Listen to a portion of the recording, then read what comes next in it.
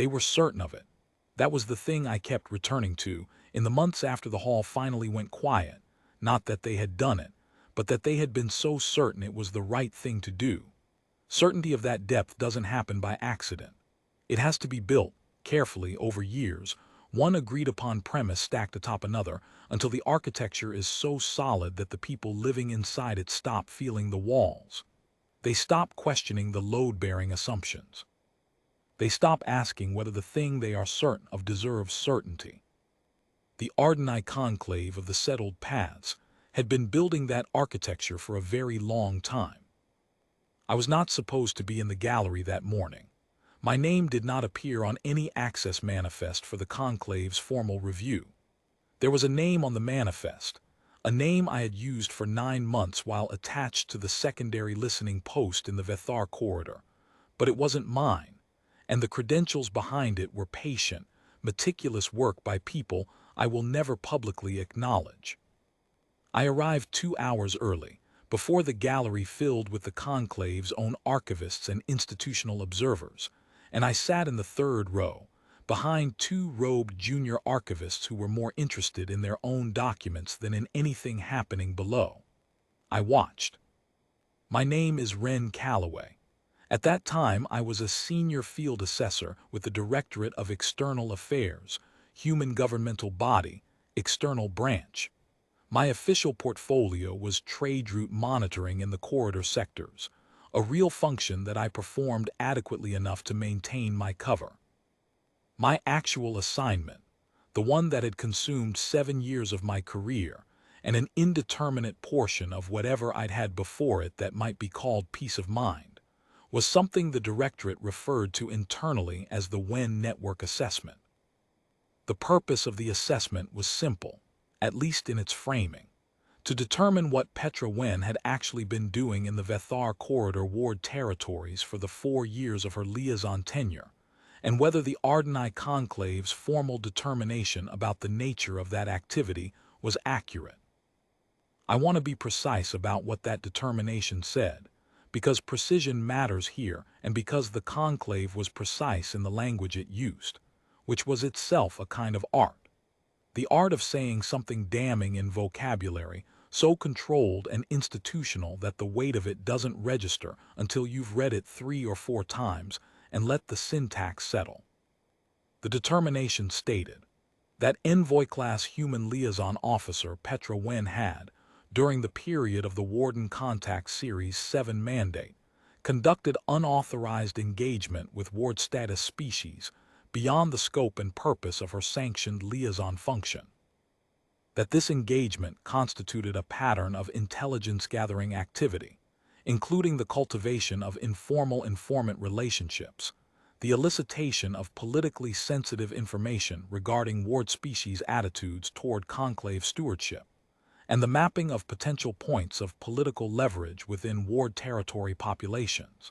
That this activity was conducted under the cover of humanitarian and cultural exchange functions, and that it therefore represented a covert intelligence operation conducted by a foreign government operative within conclave-administered space. The determination concluded that the conduct violated the foundational terms of the conclave's external liaison authorization and that appropriate action had been taken. Appropriate action. The document did not elaborate on what that meant. I spent 3 months elaborating on it through channels I am not authorized to describe, and what I found is in the sealed portion of my assessment. What I will say here, for the record, is that Petra Wen died in conclave custody on the 12th day of her detention, and that the official account of the cause bore the same relationship to what I found as a closed door bears to the room behind it. 14 months had passed between the determination and the day I sat in the gallery. 14 months of assessment, of careful document reconstruction, of meetings in stations and corridors, and unremarkable transit lounges with people who had known Petra Wen in the corridor territories. Not all of them human, not all of them in a position to speak openly, not all of them certain they trusted me enough to say what they remembered. I had gathered those months into 73 pages and handed them to my director, and she had sat with them for 3 days before she called me in. She told me that envoy Dara Kale would be carrying the assessment's conclusions to the Conclave's formal review. The review was a procedural requirement, a ratification of the determination's permanent archival status, after which the matter would be officially closed. The Conclave had scheduled it as a formality, 12 minutes on the floor, as a courtesy to the petitioning party. My director told me to be in the gallery. "What am I watching for?" I had asked. "You'll know," she said, which was her way of saying that she didn't want to set my expectations. She was right not to. The Ardeni Conclave's formal review chamber was not large by the standards of galactic assembly spaces. The Ardeni were deliberate people who had built their institutions around a concept they translated, in their external-facing materials, as the doctrine of closeness. The conviction that truth was best examined at a human scale, that proximity produced accountability, that the bodies of those responsible for a decision should be close enough to one another that they could not pretend distance. Their chamber held perhaps 300 at full attendance. 7 tiered levels curved around a central presentation floor in a rough horseshoe, the upper tiers accessible by narrow walkways of dark polished metal. The gallery sat above and behind the highest tier, behind a low balustrade of the same pale mineral glass that formed the chamber's filtration panels. The lighting was warm and amber, produced by a diffuse source above the glass panels that the Ardeni maintained at a constant spectrum, regardless of the local cycle. I had read about the lighting in Petra Wen's field notes. She had described it as the kind of light that makes everything look like a decision that has already been made, not harsh, not aggressive, just settled and permanent in the way that rooms built by institutions that have been operating for centuries feel settled and permanent. She had written, "I keep noticing how little uncertainty the architecture permits. There is no shadow here that the architects didn't intend." She had been a careful observer. Her field notes were meticulous and plain and shot through, at irregular intervals, with perceptions of that kind, precise, personal, unguarded in a way that official reports never are. Reading them had been one of the more unsettling parts of the assessment. It is easier to assess a person's professional activities if you don't come to know them through their own words. The chamber smelled of resin and warm stone.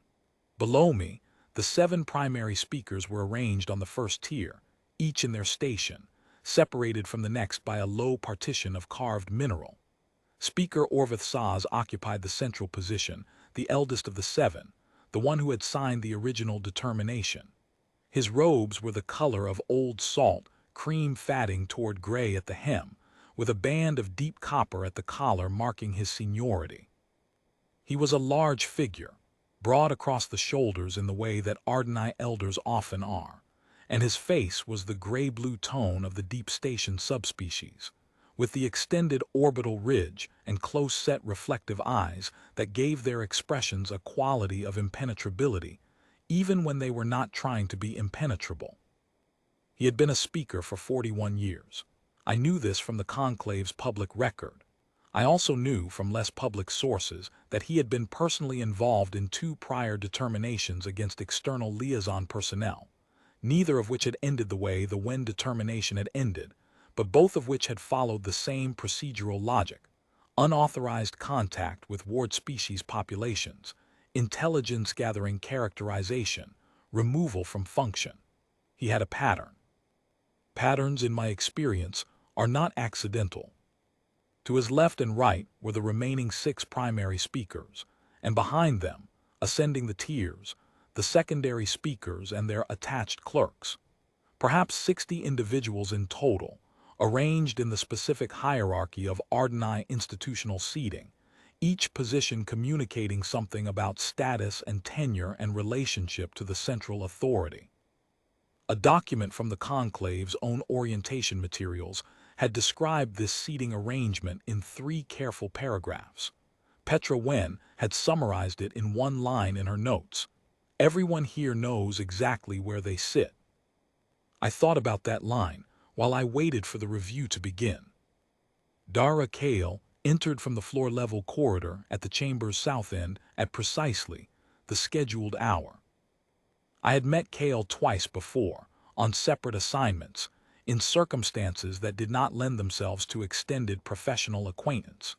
She was 53, a career envoy who had begun in commercial treaty work and moved over 2 decades into the political division. She was not the kind of diplomat who commanded a room through presence or charisma or the performance of authority. She was medium height, with dark hair worn short and practical, and the quality she projected in person was something closer to density than presence. The sense that she was paying attention to more things than you were, and that she had been paying attention to them for longer than you had. She wore the directorate's standard senior representative formal attire, a deep charcoal coat, straight cut, with the narrow band of silver thread at the cuffs that indicated grade. The coat was well made and carefully maintained without being showy. She was carrying a flat rectangular case in her left hand, dark gray, latched on both sides, with the directorate's small embossed seal on the corner. It was slightly worn at one edge in the way that equipment gets worn when it has traveled frequently and been handled without fuss. She crossed the presentation floor without looking up at the gallery. She set the case down on the presentation surface, a flat low table at the chamber's center, positioned so that whatever was placed on it could be seen from all tiers, and stood with her hands loosely clasped at her waist. She waited. Speaker Orvith let her wait for approximately 4 minutes. I knew what this was. Petra Wen's notes had documented it in careful detail during her own appearances before the Conclave's subsidiary review bodies. The Ardeni used silence as a procedural instrument. Different durations carried different meanings in their formal usage. A 2-minute opening silence was an acknowledgement of the petitioner's presence. A 4-minute silence was a demonstration of the body's compositional patience, a communication that the chamber was not moved by the urgency of the person waiting on the floor, that the body would proceed on its own terms and in its own time. The petitioner was expected to receive this silence with stillness. Movement during the opening silence was noted and interpreted negatively. Cale stood without moving for 4 minutes and watched a point somewhere on the far wall. Speaker Orvith began. His voice occupied 3 harmonic registers simultaneously, the Ardeni tripartite vocal structure that produced something close to, but not quite, a chord when speaking in formal register. My translation earpiece rendered it into flat syllables, which felt, as it always had during the assessment, like receiving the content without the weight. This review convenes in the matter of the terminated liaison engagement designated Warden Contact Series 7, Vethar Corridor Subterritories, pursuant to the determination rendered in the 14th day of the 3rd accord period of the previous cycle. The Conclave's determination in this matter was formally sealed on that date, encompassing a complete finding of unauthorized intelligence activity, a classification of the conduct as a violation of the foundational terms of the external liaison authorization, and a notation of appropriate action taken. The purpose of the present review is procedural. The body is convened to ratify the determination for permanent archival status, after which it will be fixed in the Conclave's formal record without further review standing. The petitioning party has been granted the customary allocation of 12 minutes for floor presentation. 12 minutes to close the account permanently. Cale unlatched the case. She reached inside and withdrew a bound document. It was substantial, perhaps 400 pages, wrapped in the cream-colored archival cover that the Directorate used for formal submission materials, with the Directorate's seal pressed into the lower right corner. She set it on the presentation surface with the particular deliberateness of someone who has thought about the gesture. She reached in again. Another document, same cover, same approximate weight. She set it beside the first. The chamber was quiet. Speaker Orvith's expression had not changed, but I watched his eyes move from Cale's face to the case and back to her face with the minute recalibration of someone who has been handed a slightly different situation than the one they prepared for. On the second tier, one of the primary speakers had shifted in his seat. A third document, a fourth. Kale worked without hurry. She did not look at the speakers. She did not look at the gallery. She had the quality of someone who has decided that the task in front of them is worth doing carefully and is doing it carefully without any additional communication. There was no performance in it. There was no theater of deliberateness. She was simply doing the thing. Fifth document, sixth, seventh. By the eighth, two secondary speakers on the upper tiers had leaned forward over their railings. One of the junior clerks on the fourth tier had put down his stylus. Ninth, tenth. The case was clearly still far from empty. The speakers were beginning to understand, or to begin the process of understanding, which is a slower thing, that what they had scheduled as a 12-minute formality was not going to resolve in 12 minutes. The chamber had a specific quality of silence that is different from ordinary silence. It was the silence of people who are recalculating. I had read all 41 of those documents during the assessment. I had read each of them twice, and several of them 3 times, because they were not easy material, not because they were complex, but because they were plain, very plain. The plainness was the difficulty. To understand what they were and what they meant in that chamber, you need to understand something about the Ardeni Conclave's doctrine of stewardship, which was the legal and philosophical framework under which they administered the ward territories of the Vethar corridor. Ward status was the Conclave's designation for species within their administered space, whom they classified as not yet having reached the threshold of recognized participation in the broader Conclave framework. The language was careful. The Conclave's external-facing materials described ward status as a form of care, the Conclave acting as steward to species who were, by the Conclave's assessment, in a developmental period that made direct engagement with the full complexity of interstellar governance premature. The steward assumed responsibility for the ward's interests. The steward represented the ward in all formal proceedings. The steward determined when, and whether, the ward had reached the threshold of independent standing. There was no independent mechanism by which a ward species could contest its classification. There was no external appeal. There was no timeline. There was no stated criterion for what the threshold actually meant in measurable terms, because the Conclave's interpretation of its own doctrine was, by design, the only interpretation that had formal standing. Ward species could not petition the Conclave directly. They could not testify in proceedings as independent witnesses, because they were, by doctrine definition, represented by the Conclave itself, and an interested party cannot simultaneously serve as witness on its own behalf.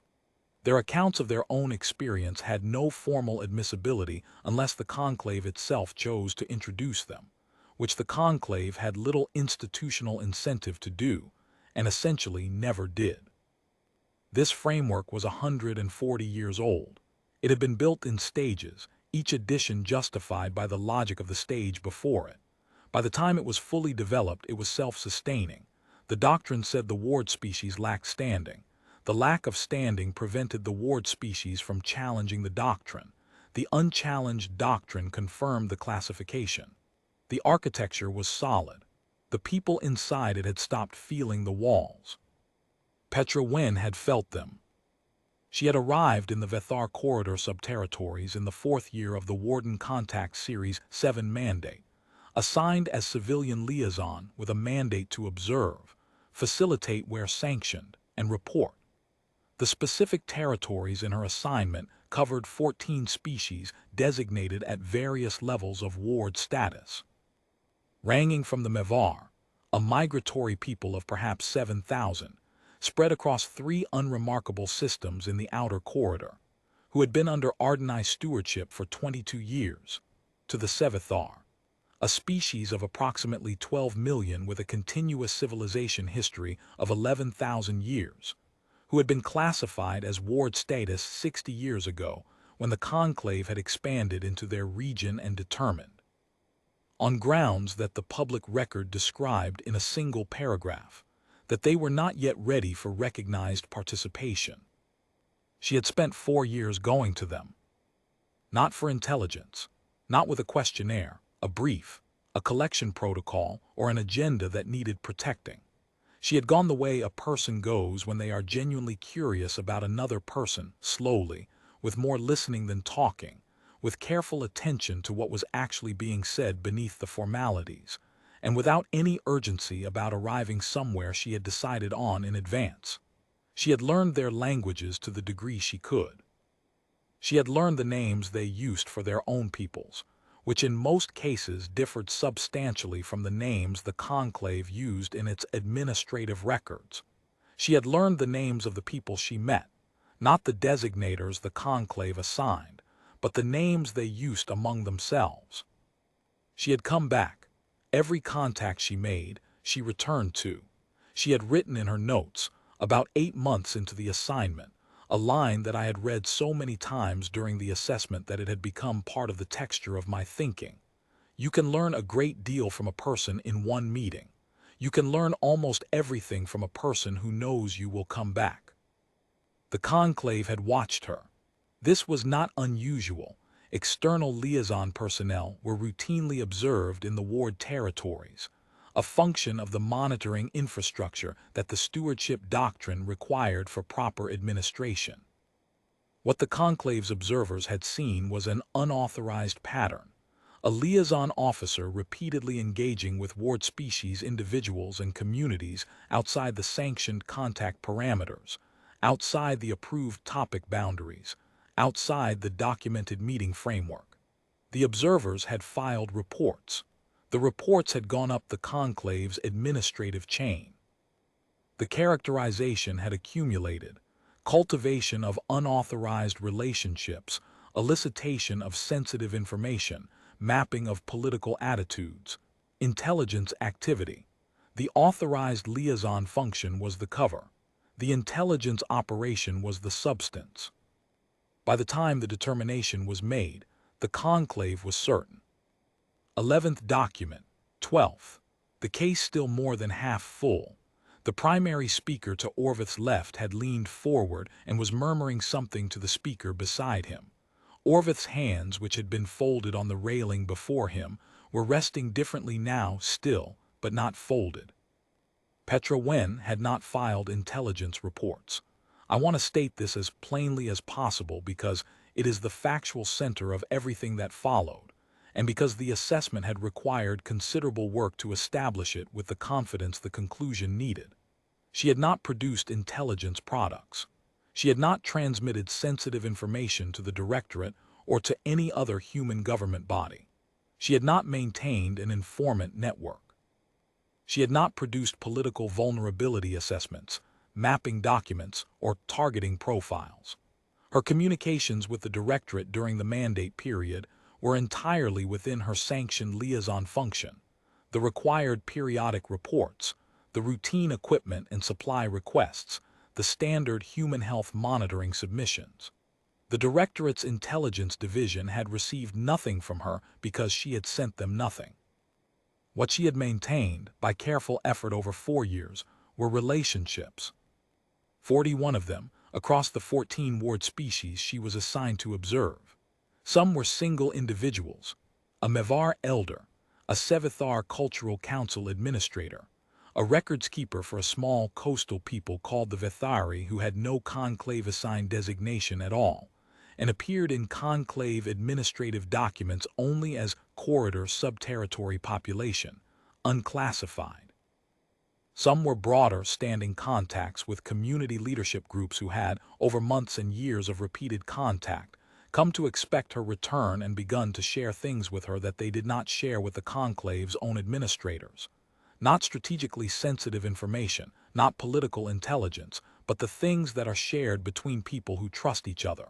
The names of children, the names of seasons, the things they feared for, the things they hoped for. The history they kept informs the conclave had never asked about, because the conclave had never thought to ask. She had not exploited any of it. She had not reported any of it. She had received it, held it, and gone back. This is the thing that distinguishes a person from an instrument. An instrument extracts and transmits. A person receives, holds, and carries it forward into the next encounter. Petra Wen carried 4 years of what she had been told into every visit, and the carrying changed the visits, and the change accumulated into something the Conclave's framework did not have a name for. This was what the Conclave's surveillance apparatus had observed and classified as intelligence operations. The mistake was not, I concluded after 7 years of assessment, a failure of observation.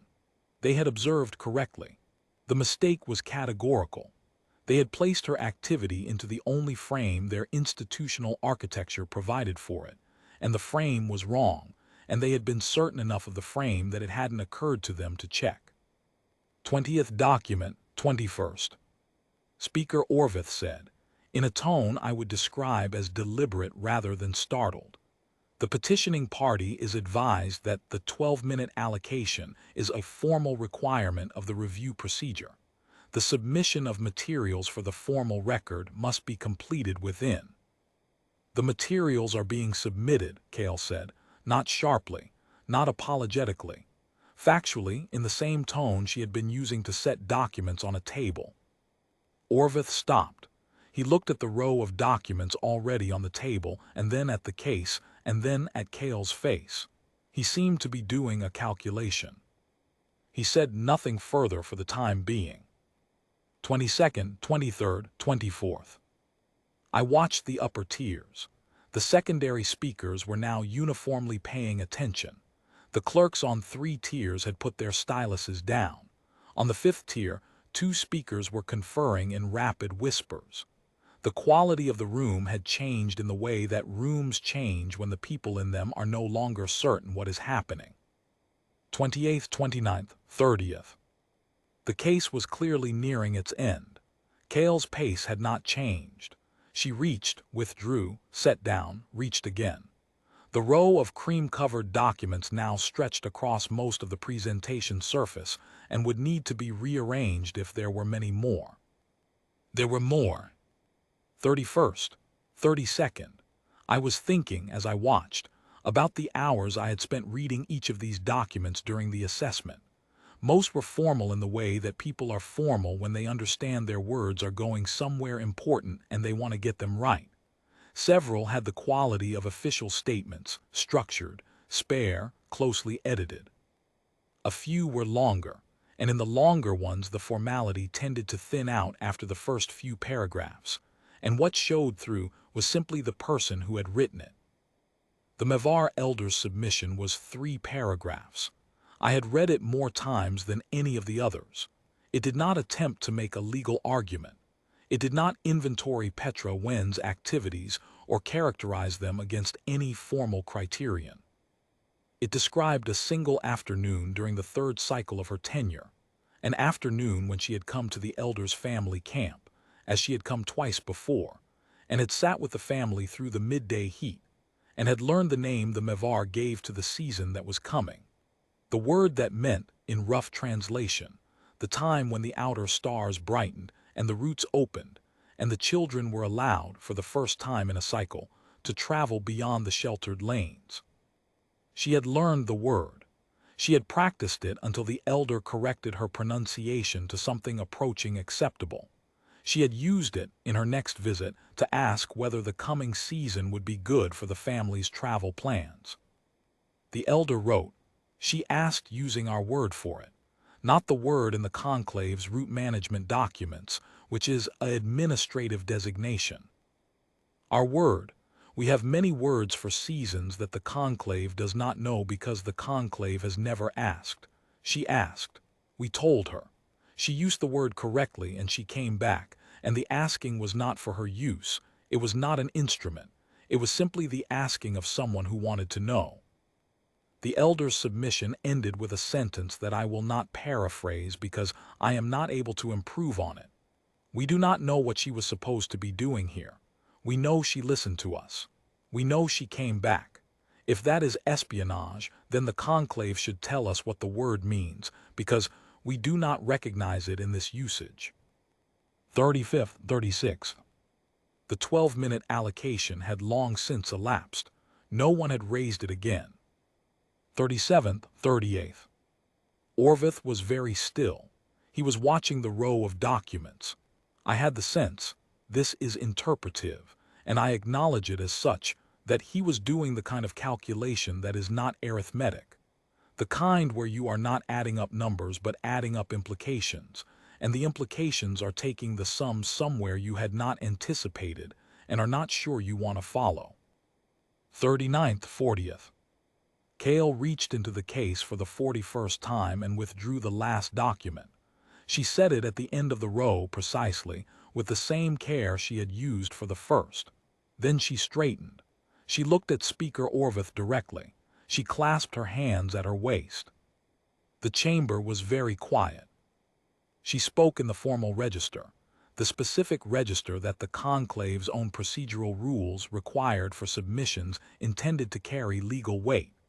It was a different cadence from ordinary speech, slightly slower, the syllables weighted. My translation earpiece rendered it accurately. I had been briefed on the formal register requirements by one of the Directorate's Conclave procedure specialists before I had traveled to the station. These are the testimonial records of 41 individuals, representing 14 species, designated ward status under the settled paths doctrine of the Ardeni Conclave. Each record attests, in the witness's own language and in certified translation, to the nature and character of their contact with Petra Wen, Human Directorate Liaison Officer, during the period of Warden Contact Series 7. The records are submitted under Article 37 of the Doctrine of Stewardship, subsection 9, which holds that ward species testimonial records concerning the conduct of Conclave-authorized personnel in Conclave-administered territories are admissible in formal review proceedings as protected witness record, exempt from the standing requirement exclusion that otherwise applies to ward status parties, because the Conclave itself, as steward of those parties, holds an obligation under its foundational doctrine to hear and weigh evidence relevant to the conduct of its own authorized personnel in relation to those in its care. She stopped. That was the full submission. She waited. Article 37, subsection 9 of the Doctrine of Stewardship was 112 years old. It had been drafted as a safeguard, an acknowledgement, by the Conclave's foundational body, that the stewardship system created obvious risks of abuse, and that some mechanism for ward species testimony needed to exist, at least in circumstances directly involving the conduct of Conclave-authorized personnel toward the wards themselves. It was an internal accountability provision. It had been invoked 11 times in its history, twice in its first decade, sporadically thereafter, always in minor matters of individual official misconduct, never to good effect in the sense that consequences had resulted. It had not been considered significant jurisprudence. It had not been the subject of recent conclave doctrinal discussion. It appeared in exactly the position in the doctrine archive, where you would put a provision you consider useful to maintain for appearances, but do not expect to be tested. The reason no one had tested it this way before was that no one had ever assembled 41 ward species testimonials, obtained in advance, through the painstaking work of several months of careful legal research by the Directorate's External Affairs Doctrine team. Work that I had not known was being done while I was conducting the assessment, work that had been proceeding in parallel with my investigation in complete compartmentalization, and submitted them in a single proceeding with the specific argument that the exemption was triggered by the very classification system the conclave used to deny them standing. The mechanism was precise, and once you saw it, almost elegant. The ward species standing exclusion existed because the conclave represented their interests.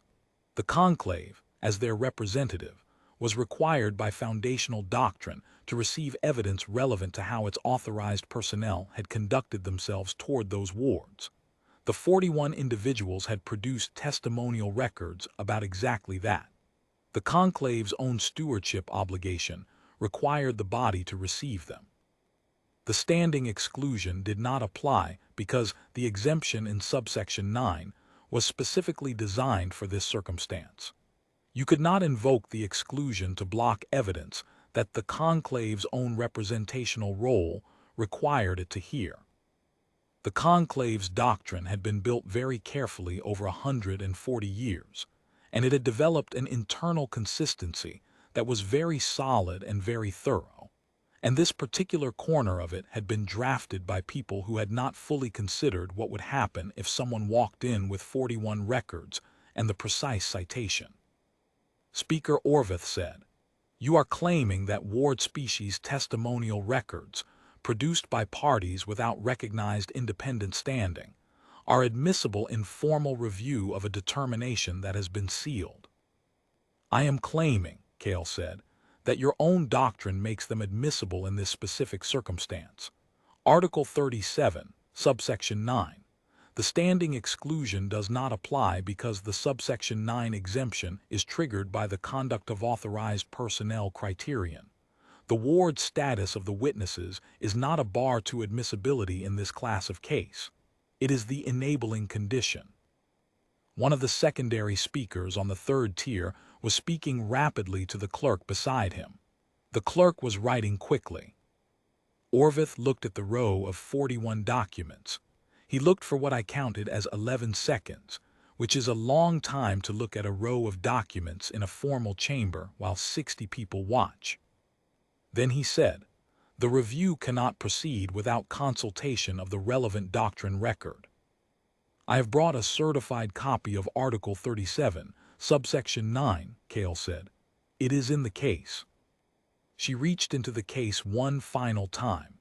The document she removed was thinner than the others, a single leaf of the conclave's own archival paper, watermarked with the conclave's foundational seal, issued by the Central Doctrine Office and certified. She set it at the end of the row. The certification seal was visible from the gallery. I had seen it before in scans. It looked the same as it looked in scans. Speaker Orvith called for a suspension. In Ardeni procedure, a suspension was distinct from a recess. A recess was a scheduled break. A suspension was an acknowledgement, formal and recorded, that the body had encountered circumstances the current proceeding could not resolve without additional examination. Suspensions were uncommon. They were significant. They were also, by the conclave's own procedural record, an admission of a kind not of fault, not of error, but of encounter. The body had met something it had not prepared for. The speakers withdrew from the chamber through the rear access on the first tier. The secondary speakers and clerks remained in place, most of them not talking. The gallery was quiet. Cale remained on the presentation floor. She did not sit. She stood beside the table with the 41 documents and the doctrine excerpt, and she was still in the way that she had been still throughout, and her expression gave nothing to the room. I stayed where I was. I had a lot of time to think during the suspension, which lasted 3 hours and 22 minutes. I counted those too, in the same compulsive way I had counted the silence, holding onto the measurable things when the unmeasurable ones were very large. I thought about the 41 people who had made those documents and what it had cost them. Not in any dramatic sense. There was no obvious immediate risk to most of them, though for a few the situation was more delicate, and those submissions had come through intermediaries whose own exposure I had spent several weeks assessing for risk before the legal team committed to using them. But there was a cost of a different kind. The cost of being asked to trust a process that had, by design and by doctrine, spent a very long time telling you that your voice did not carry formal weight in that process. The cost of writing down what you knew and what you had experienced and handing it to someone else to use in a room you were not allowed to enter. They had done it anyway. The Mevar elder had done it. The Sevithar Cultural Council administrator had done it. A long, carefully organized document that went through the 60 years of stewardship classification and what it had meant for his people's capacity to participate in decisions affecting their own territory, and then spent 2 paragraphs on the specific quality of Petra Wen's listening, which he described in terms I found difficult to render in any language I was fully comfortable in, but which amounted to: she listened as if what you said was going to change what she did next, rather than as if she was waiting for you to finish so she could continue with a plan she had already made. He had never encountered a conclave-authorized liaison who listened that way. He had not been certain, until her arrival, that the category of person who listened that way existed in the context of conclave-administered engagement with his people. The Vethari records keeper, the one whose people had no conclave designation and appeared in administrative documents only as unclassified, had submitted 3 sentences. The first 2 described the fact of contact. Petra Wen had visited 3 times over 2 cycles, had been introduced by a Mevar contact, had learned enough of the Vethari's primary trade language to exchange basic courtesies without translation, and had on the 3rd visit asked permission to record the name the Vethari used for their own people in their own language, because she said she wanted to get it right. The 3rd sentence was, "We do not know what she needed from us. We know she asked for permission before she wrote down our name." I had read that sentence 9 times. I was fairly certain what it was about. The Vethari's records indicated, in documents I had accessed through a contact who worked in the Conclave's administrative archive for the Outer Corridor territories, that the Conclave had assigned them their administrative designation without consultation, 18 years ago, as a clerical efficiency measure, because they were small and unclassified, and the existing classification framework didn't have a good fit for them. No one had asked. No one had asked for permission to write down what they were called. She had asked. For 4 years she had been the person who asked. The speakers returned after 3 hours and 22 minutes. Their bearing had changed in some way I was having difficulty fully characterizing. It was not collapse. The conclave did not collapse in its own chamber, and Orvith Saz was 41 years in his position and had not gotten there by collapsing. It was something quieter, a settling, as though something that had been held at a slight, constant tension had been set down, and the muscles involved were adjusting to the absence of the load. Orvith said, "The Conclave has reviewed Article 37, subsection 9 of the Doctrine of Stewardship, and acknowledges that ward species testimonial records concerning the conduct of Conclave-authorized liaison personnel in Conclave-administered territories are admissible in formal review proceedings under the terms of the subsection 9 exemption." He did not look at Kale when he said it. He looked at the row of documents on the table. The formal review of the determination in the matter of Warden Contact Series 7 is hereby suspended pending examination of the submitted testimonial record. The sealed determination will be held in provisional status during the period of examination. A doctrine review board will be convened within 30 days to conduct the examination and produce a formal recommendation. A pause. The conclave requests that the petitioning party designate a primary contact for the period of board examination. Kale said, "Envoy Dara Kale, Senior Representative, Directorate of External Affairs. You have my submission address." The chamber was dismissed. Kale collected the empty case. The documents were conclave property now formally submitted, logged into the proceedings archive by the Submission Act itself, permanently part of the record. She snapped the case shut and walked toward the south corridor without ceremony. She did not look at the gallery. Her pace was the same as when she had entered. I found her in the corridor outside. The corridor was empty of conclave personnel. Most had moved immediately toward the doctrine chambers and administrative offices. With the urgency of people who had been handed a calculation they needed to perform privately before they were required to perform it publicly. The few who remained gave us distance. I noticed the distance. I filed it. I fell into step beside her. We walked for a few seconds in silence. "How many of them knew?" I asked. She understood exactly what I was asking. How many of the speakers had understood, in the 14 months since the determination, what they had actually done, whether the certainty had stayed solid all the way through, or whether any of them had felt, at some point, the weight of what was in the sealed file. "I don't know," Cale said. "I don't think it matters." I walked with this for a moment. "It matters to someone," I said. "Yes," she said, "it does." The exterior doors opened onto the station's common corridor, where the light was the artificial warm-spectrum illumination the station's engineers had calibrated to approximate a natural planetary cycle. It did not quite achieve it. It looked like morning trying to become day and not quite getting there.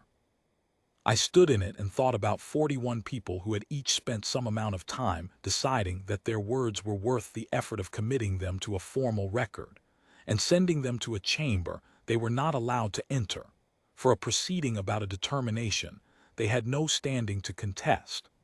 Who had done it because someone had taken the time to learn their words and learn their names and come back. The Doctrine Review Board convened in 31 days. Their examination of the submitted records ran 4 months. The provisional hold on the determination was extended twice, each extension announced in the Conclave's procedural record without comment. The examination produced a formal recommendation that the determination in Warden Contact Series 7 be subject to further review, not reversal. The Conclave was not, in the end, prepared to formally reverse it. I had not expected reversal. Neither had Cale. The submission of 41 testimonials under Article 37, subsection 9 had not been designed to produce reversal. Reversal would have required the Conclave to formally acknowledge a level of institutional responsibility that no body that has been operating for 140 years on its own foundational premises is structured to accept in a single proceeding. What it had been designed to produce was the record. The 41 testimonials are now part of the Ardeni Conclave's permanent formal archive. They are catalogued alongside the determination. They cannot be reclassified without triggering the same subsection 9 mechanism, because the admissibility ruling is itself part of the proceedings archive, and any attempt to reclassify the testimonials would constitute further conduct by Conclave-authorized personnel with respect to materials related to ward status parties, which would require, under the ruling already on record, another subsection 9 review. The mechanism is self-sustaining in the opposite direction from the one the stewardship doctrine was built to sustain. The Doctrine Review Board also produced, as a procedural output of its examination, a recommendation for revision of the standing requirement exclusion as it applied to ward status parties in formal review proceedings. The recommendation was not binding. It has been noted in 4 subsequent conclave sessions. Each session has deferred action on the recommendation, citing the need for further doctrinal study. The word pending does considerable work in conclave procedural language. I have observed it doing this work for long enough to have formed a view about it. The deferral is not nothing. The weight of 41 testimonials does not lift on its own schedule. It sits on every subsequent session that picks up the deferral. It sits in the archive, visible to anyone with the appropriate access credential. It is cited, quietly, in secondary materials. In the work of junior doctrine researchers, who are 25 years old, and have a different relationship to the question of which species have standing than the 41-year speakers who signed the original determination. Speaker Orvith Saws retired 8 months after the review. His retirement notice described health considerations. I have no information about the accuracy of that description. I returned to my position at the Directorate. The WEN Network Assessment file was formally closed and transferred to the Archive Division. My 73 pages are there, available to those with appropriate credentials, not publicly searchable but not sealed. The Conclave's Doctrine Archive team, I am told, has appropriate credentials and has accessed the file. I don't know what they make of it. I don't know what calculation they are running in their doctrine chambers, or whether the running of it produces anything that will be visible in my lifetime. Institutions built over 140 years do not revise their foundational premises quickly. The architecture is solid, and the people inside it have their reasons for finding it solid. But the record is there. The Mevar elders' 3 paragraphs are there. The Vethari records keepers' 3 sentences are there. The Sevathar administrator's careful account of 60 years of stewardship and 2 paragraphs about a woman who listened as if what you said was going to change what she did next is there. 41 records of 41 people who had been told, by the design of their situation, that their words did not carry formal weight in a formal chamber, and who wrote them down anyway because someone had taken the time to ask. The conclave built its certainty over a long time, and it was very well constructed, and it had served them for longer than most human institutions have existed. They were certain when they called her a spy that they were right. They were certain when they scheduled 12 minutes to close the record permanently that the architecture would hold. They had not counted on the names. They had not counted on the fact that a woman who learned the name of your season and the name of your children and the name your people used for themselves in your own language before the conclave gave you a designator, a woman like that does not operate alone. She leaves the names behind, every one of them, and the people who carry those names remember exactly how they were learned and why, and what it meant that someone asked. The chamber went quiet on the day Dara Kale set 41 documents on a table and said 12 sentences in formal register. The quiet lasted. It is still lasting, somewhere in the conclave's archive, in the space between a sealed determination and the testimonials that sit alongside it forever. It will last longer than the certainty did. These things tend to. There is one more thing I want to put into the record, because I have thought about it often and have never been certain whether my assessment fully captured it. During the 7 years of the WEN network assessment, I spent a great deal of time trying to understand the conclave's certainty. Not to excuse it, I am not in that business, but to understand it in the technical sense, to map the premises and the logic and the institutional history that had produced it, because understanding how a body arrived at a conclusion is part of evaluating whether the conclusion is what the body believes it to be. The conclave had a surveillance apparatus in the ward territories. This was not secret. It was described, in official doctrine materials, as part of the administrative function of stewardship. The responsible body cannot discharge its obligations without the capacity to observe conditions in the territories it administers. The apparatus was staffed by the conclave's own monitoring personnel, who filed regular reports through the conclave's administrative chain. They observed, they described, they categorized. They were professional people performing a professional function within the framework they had been given. The framework they had been given told them what to look for. It told them what categories of liaison activity were authorized and what categories were not. It told them that repeated informal contact with ward species individuals, outside the sanctioned protocols, constituted a pattern that warranted further scrutiny. It told them that elicitation of information about ward species communities, their social structures, their internal politics, their attitudes toward the conclave, was consistent with intelligence-gathering activity when conducted by an external liaison officer whose government had interests in the territory. It told them, in the way that frameworks tell you things without stating them explicitly, that the explanation most consistent with the framework was the explanation most likely to be correct.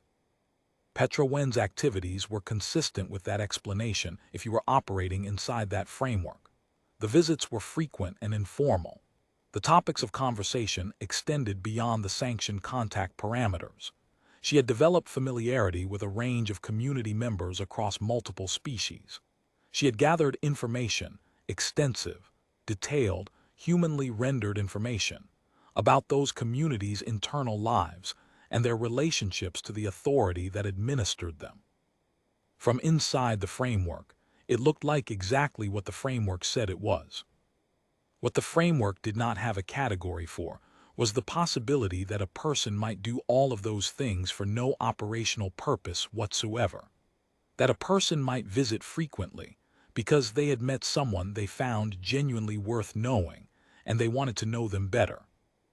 That a person might extend their conversations beyond the sanctioned parameters because the sanctioned parameters were defined by the Conclave's administrative priorities, and the Conclave's administrative priorities did not include listening to ward species communities describe their own lives.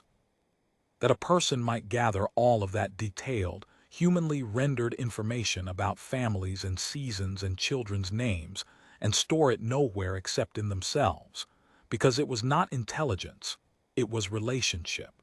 The accumulated texture of 4 years of being known by people who were not often known. The framework had no column for that. And so the monitoring personnel, being professional people operating within their framework, had filed reports that described what they observed in the only terms their framework provided. And the reports had accumulated, and the characterization had solidified, and by the time the determination was made, the certainty was so complete that no one had thought to ask whether the framework itself might be the problem. I want to be careful here.